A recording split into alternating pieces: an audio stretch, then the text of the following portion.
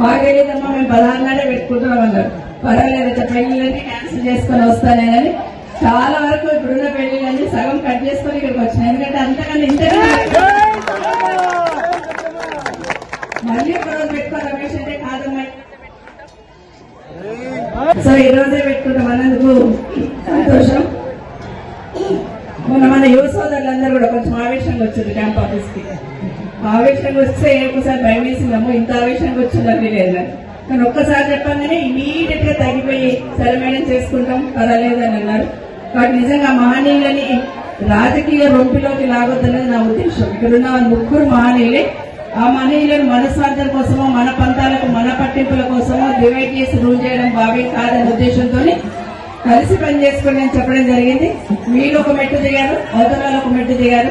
అందరు కూర్చొని కూడా కన్వీనియన్స్ గా సామరస్యంగా సమస్యను పరిష్కరించినందుకు ముందు నేను మీకు థ్యాంక్స్ చెప్పాలి. ఎందుకంటే పోలీస్ స్టేషన్ మరొకరు కూర్చున్నారు ఆ రోజు రాత్రి. నాకు అర్థం కాలేదు పోలీస్ స్టేషన్ ఎందుకు పోయినారు. అయినా కూడా నిజంగా ఎంత జటిలమవుతుంది అనుకున్న దాన్ని బాగా సామరస్యంగా చాలా రోజుల కోరికని ఈ విధంగా నెరవేర్చుకున్నారు. దాంట్లో నేను భాగస్వామ్యమైనందుకు నాకు కూడా సంతోషంగా ఉంది. ఎందుకంటే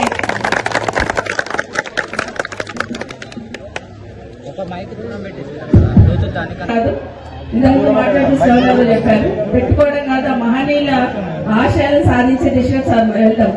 ఎందుకంటే ఆ మహనీయుడు ఏం చెప్పినాడు, చదువును మనందరికీ కూడా ఆస్తిగా ఇవ్వాలనుకున్నారు, మహిళలకి ప్రాధాన్యత ఇవ్వాలనుకుంటున్నారు.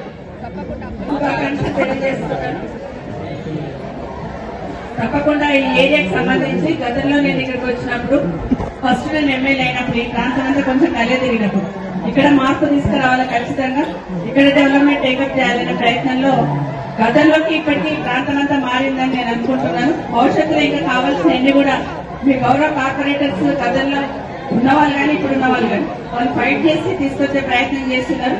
వారందరినీ కూడా అభినందిస్తా ఉన్నాను. భవిష్యత్తులో కూడా ఇదే డెవలప్మెంట్ చేద్దాం. అన్నిటికైనా ముఖ్యంగా మనం ఎన్నుకున్న ఏరియా చాలా రోజుల నుండి సమస్యతో గతమవుతున్న ఆ ఏరియాని అందరికి ఉపయోగపడేటట్టు మంచి ఫంక్షన్లు పెట్టుకున్నాం. నేను అనుకుంటున్నా ఒక 2 నెలల్లో మీకు దాన్ని అందించేస్తాను.